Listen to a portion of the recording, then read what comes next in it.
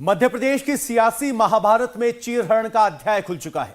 राघोगढ़ के राजा और राजकुमार के कपड़े फाड़ने का आदेश कर दिया है। बंद कमरे में नहीं, खुले मंच से इसका ऐलान हो चुका है। दिग्विजय सिंह का कपड़ा भी फटेगा और गाली भी खानी होगी। उनके अपमान में कोई कसर नहीं छूटने वाली है। लेकिन आखिर दिग्विजय सिंह और उनके बेटे जयवर्धन सिंह को क्यों यह संकट आ गया है? क्या दिग्विजय गाली खाने जाएंगे, खाते जाएंगे और कमलनाथ कुर्सी पा जाएंगे? कौन सी ऐसी मजबूरी है दिग्विजय सिंह विष पीने को मजबूर हो गए हैं? क्या इसकी वजह वो पावर ऑफ अटॉर्नी है जो कमलनाथ ने दिग्विजय सिंह को दे रखी है? इस रिपोर्ट में आपको मिलेगा हर सवाल का जवाब। दिग्विजय और जयवर्धन के कपड़े फाड़ने की कमलनाथ ने क्यों दी नसीहत? मैं तो वचनपत्र कॉन्फ्रेंस के पहले जो आपने सबसे पहले मुझे प्रश्न पूछा था कि दिग्विजय सिंह के कपड़े फाड़ने का, मैंने आपको जवाब में कहा था कि अगर आपकी बात ना माने तो आप भी उनके कपड़े फाड़िए। मध्य प्रदेश में दिग्विजय सिंह क्यों विष पीने को है मजबूर? मुझे कह रहे हैं कि भाई शंकर का जी का काम यही है कि विष पीने का, तो पिएंगे। कमलनाथ ने क्यों कहा दिग्विजय को पीना होगा विष? इन्होंने बहुत सारे कड़वे घूंट मेरे लिए पिए हैं, आगे भी पीने पड़ेंगे, ये मत सोचना। कमलनाथ की कौन सी power of attorney Digvijaya Singh के पास है? मैंने बहुत पहले इनको एक पावर ऑफ अटॉर्नी दी थी अपनी। वो पावर ऑफ अटॉर्नी थी कि कमलनाथ के लिए आप पूरी गालियां खाइए, ठीक है? तो ये पावर ऑफ अटॉर्नी आज के दिन भी वैलिड है। मैं कहना चाहता हूं। लेकिन ये भी सुन लीजिए, गलती कौन कर रहा है ये पता होना चाहिए। देखिए, गलती हो या नहीं हो, गाली खानी है। दिग्विजय सिंह कैसे दे रहे हैं धैर्य रखने की सलाह?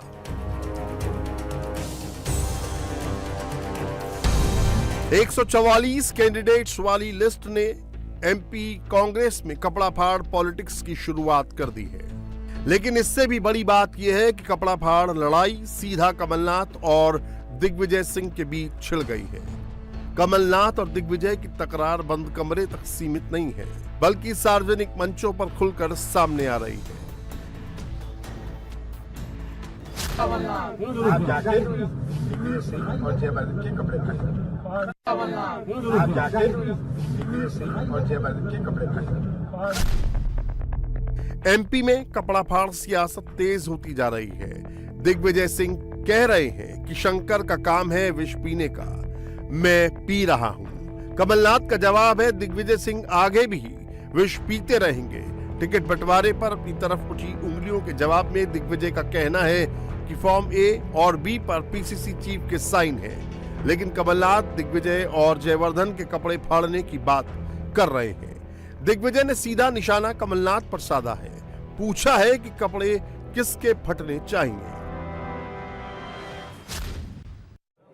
वचन पत्र की ये कॉन्फ्रेंस मैं अभी शुरू नहीं कर रहा।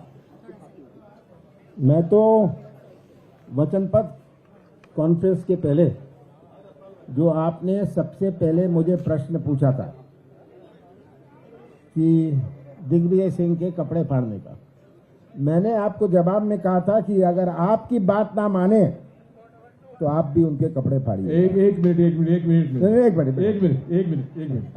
भैया, ए फॉर्म और बी फॉर्म पर दस्तखत किसके होते हैं? पीसीसी प्रेसिडेंट के। तो कपड़े किसके फटने चाहिए बताओ? और मैंने बहुत पहले इनको एक पावर ऑफ अटॉर्नी दी थी अपनी। वो पावर ऑफ अटॉर्नी थी कि कमलनाथ के लिए आप पूरी गालियां खाइए, ठीक है? तो ये पावर ऑफ अटॉर्नी आज के दिन भी वैलिड है। मैं कहना चाहता हूं। लेकिन ये भी सुन लीजिए, गलती कौन कर रहा है ये पता होना चाहिए। देखिए, गलती हो या नहीं हो, गाली खानी है। एमपी कांग्रेस में क्या पुराना इतिहास रिपीट होने वाला है? 2018 के चुनाव में जीत के बाद दिग्विजय कमलनाथ और सिंधिया के बीच नहीं चली थी। दिग्विजय और कमलनाथ ने भी सिंधिया की नाराजगी दूर करने में कोई खास दिलचस्पी नहीं दिखाई थी। आखिरकार अपने समर्थकों के साथ सिंधिया बीजेपी में चले गए थे और कमलनाथ की सरकार गिर गई थी। पिछली बार तो सरकार बनने के बाद संग्राम मचा था, लेकिन इस बार पहली लिस्ट जारी होते ही कपड़ा फाड़ लड़ाई शुरू हो गई है। फर्क बस इतना है कि सीन से ज्योतिरादित्य सिंधिया गायब है। ये कांग्रेस का असली चेहरा है। एक पूर्व मुख्यमंत्री दूसरे पूर्व मुख्यमंत्री के लिए कह रहा है कि जाओ उनके कपड़े फाड़ो, उनके बेटे के कपड़े फाड़ो। ये कांग्रेस का असली स्वरूप है। और कांग्रेस कितनी है मुझे तो यही समझ में नहीं आता। कांग्रेस के टिकट कहां तय हो रहे हैं? अभी यह भी कहा गया कि छिंदवाड़ा के टिकट पहले नकुल नाथ घोषित करेंगे और नकुल नाथ के घोषित करने के बाद फिर दिल्ली से घोषित होंगे। और 2 टिकट उन्हें घोषित भी कर दिए। क्या सोनिया गांधी की कांग्रेस अलग है, कमलनाथ की कांग्रेस अलग है, नकुल नाथ की कांग्रेस अलग है? कांग्रेस कितनी है, कांग्रेस कौन की है और कांग्रेस क्या है, यह अब जनता जानना चाहती है। दरअसल एमपी में कांग्रेस के 144 उम्मीदवारों की लिस्ट आने के बाद कई जगहों पर बगावत की आवाज सुनाई देने लगी है। टिकट कटने से नाराज नेता या तो प्रदर्शन कर रहे हैं या फिर इस्तीफा दे रहे हैं। लेकिन कपड़ा फाड़ सियासत की शुरुआत हुई है शिवपुरी सीट की टिकट पर। शिवपुरी सीट से पार्टी ने केपी सिंह को टिकट दिया है, लेकिन दावा है कि पार्टी ने बीजेपी के विधायक रहे वीरेंद्र रघुवंशी को टिकट देने का वादा किया था। कोलारस से बीजेपी विधायक रहे वीरेंद्र रघुवंशी ने तारीखों की घोषणा से पहले बीजेपी से इस्तीफा दे दिया था। इसके बाद वे कांग्रेस में शामिल हो गए थे और शिवपुरी से विधानसभा चुनाव लड़ने की तैयारी कर रहे थे। कांग्रेस उम्मीदवारों की सूची जब सामने आई तो वीरेंद्र रघुवंशी के साथ खेल हो गया। ग्वालियर चंबल अंचल में टिकट बंटवारे में दिग्विजय सिंह की चली है। केपी सिंह दिग्विजय सिंह के खेमे के ही माने जाते हैं। वीरेंद्र रघुवंशी को खुद कमलनाथ ने बीजेपी में शामिल करवाया था, लेकिन इसके बावजूद उन्हें टिकट नहीं मिला। पहली लिस्ट में ऐसे कई नाराज नेता हैं। अरे भाई सुन लो, उससे जाना तो मैं चाहता हूँ। ये बात मैंने दिग्विजय सिंह और जयवर्धन को समझ रहे क्यों पर छोड़ दी। इसमें कोई मिसअंडरस्टैंडिंग होगी। आप क्या मेरे दो केपी सिंह जाए शिवपुरी क्यों जाए, मुझे ये बात ही नहीं समझ आई। मुझे खुद नहीं समझ आई और मुझे खुद मैं शर्मिंदा हुआ वीरेंद्र के सामने। वीरेंद्र रघुवंशी ऐसा फंसे कि पार्टी भी छूटी, टिकट भी नहीं मिला। लेकिन रघुवंशी अकेले नहीं जो कांग्रेस की कपड़ा फाड़ लड़ाई में फंस गए हैं। कांग्रेस के कई नेता बगावत पर उतर आए हैं। टिकट नहीं मिलने से नाराज कांग्रेस नेता केदार कंसाना ने इस्तीफा दे दिया है। कंसाना की दावेदारी ग्वालियर ग्रामीण क्षेत्र सीट पर थी। दतिया में गृह मंत्री नरोत्तम मिश्रा के सामने कांग्रेस ने अवधेश नायक पर दांव खेला है, लेकिन वहां पूर्व विधायक राजेंद्र भारती नाराज हो गए। कांग्रेस में प्रत्याशियों के नामों का ऐलान होते ही सिर्फ फटवल की नौबत आ गई है। पार्टी पहले से ही कई गुटों में बटी हुई थी। छत्रपों का पार्टी में बोलबाला था, लेकिन अब टिकट बंटवारे के बाद ये लड़ाई छोटे स्तर पर भी शुरू हो गई और गुटबाजी साफ नजर आ रही है। टिकट के बंटवारे में परिवारवाद पर कांग्रेस का उदयपुर डिक्लेरेशन भी हवा हो गया है। Last I heard, the Congress party was marginalized in Karnataka. We smashed the BJP in Karnataka. Then I heard that the Congress party is marginalized in Telangana. Now I'm hearing the BJP is going to be smashed in Telangana. Then I heard Mr. Advani wrote that the laboratory of the BJP in Madhya Pradesh. We're going to decimate the BJP in Madhya Pradesh. BJP is a very strong party in Chhattisgarh. We have wiped them out of Chhattisgarh. We're going to defeat them again in the election. BJP is a very strong party in Rajasthan. Well, we defeated them the last time, we're going to defeat them again this time. Right? And we're going to do the same to them in the Northeast. Please do not underestimate the idea of the Congress party. Congress की list में परिवारवाद की picture clear है। दिग्विजय सिंह के भाई लक्ष्मण सिंह और बेटे जयवर्धन सिंह को टिकट मिला है। नेता प्रतिपक्ष गोविंद सिंह के भांजे राहुल सिंह भदौरिया और समधन चंदा सिंह गौर को टिकट दिया गया।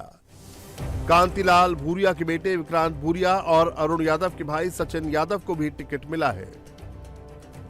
कमलनाथ और दिग्विजय सिंह दोनों के खेमों को कांग्रेस ने दिल खोलकर टिकट बांटे हैं। परिवारवाद पर तमाम आलोचनाओं के बावजूद कांग्रेस ने सबक नहीं लिया है। हर बड़ा नेता अपने रिश्तेदारों को बढ़ाने में लगा है। जब पहली ही लिस्ट में ये हाल है तो दूसरी लिस्ट में क्या होगा? बीजेपी भी दिग्विजय और कमलनाथ की इस तकरार पर खूब चुटकियां ले रही है। अभी तक जनता के कपड़े फाड़ने की बात करते हैं, अब नेताओं के कपड़े फाड़ने की भी बात करेगी। ये कांग्रेस की संस्कृति को, कमलनाथ जी की राजनीति करने की जो उनकी पद्धति है उसको स्थापित करता है। ये इन्होंने हर समय यही किया है। कपड़ा फाड़ सियासत के बीच कांग्रेस ने अपना वचन पत्र जारी कर दिया है। वचन पत्र 116 पेज का है, जिसमें कांग्रेस के 1290 वचन हैं, 9000 सुझाव और 1 साल की मेहनत के बाद ये वचन पत्र तैयार किया गया है। कांग्रेस के बड़े वादों की बात करें तो एमपी में आईपीएल टीम बनाने का वचन, बेरोजगारी भत्ता देने का वादा, 100 यूनिट तक बिजली फ्री, पुरानी पेंशन की गारंटी, 2 लाख नौकरियां, प्रदेश के युवाओं को सरकारी नौकरी में प्राथमिकता, गरीबी रेखा का नया सर्वे, 500 रुपए में घरेलू गैस सिलेंडर, 2 लाख तक का किसान कर्ज माफ, किसानों का बकाया बिजली बिल माफ, महिलाओं को प्रतिमाह 1500 रुपए, मेरी बिटिया रानी योजना में 2.51 लाख रुपए, खिलाड़ियों के लिए पदक लाओ पद पाओ योजना। शब्द बहुत अच्छा है, पर आउटसोर्स में क्या सुधार लाना है? हम आउटसोर्स की जो संस्थाएं हैं उनसे बैठ के बात करेंगे, जो आउटसोर्स के एम्प्लॉइज हैं उनसे बैठ के। इंडिया टीवी हर वक्त हर जगह डाउनलोड करने के लिए सर्च करें India TV news Google play store या ऐप स्टोर पर।